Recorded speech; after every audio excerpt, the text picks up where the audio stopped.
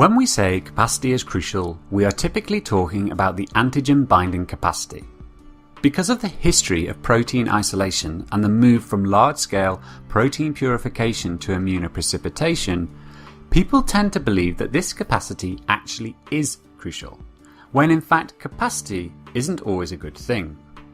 The fact is that you want to balance the capacity, yield, specificity, and cost. When you look at cepheros and agarose, these matrices have both an outer and inner surface to which proteins can bind. These surfaces provide a large total area and therefore a high capacity. If you're using a column to purify as much protein as possible, then this high capacity is a great feature.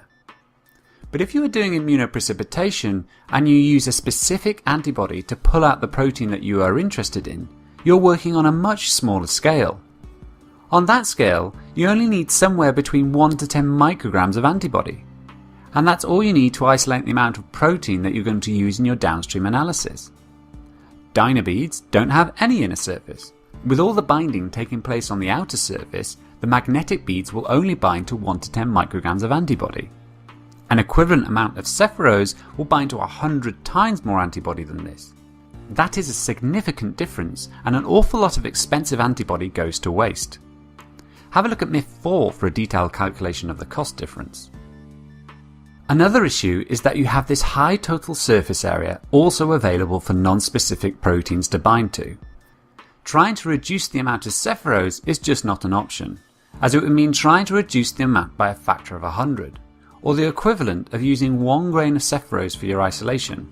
Not very practical.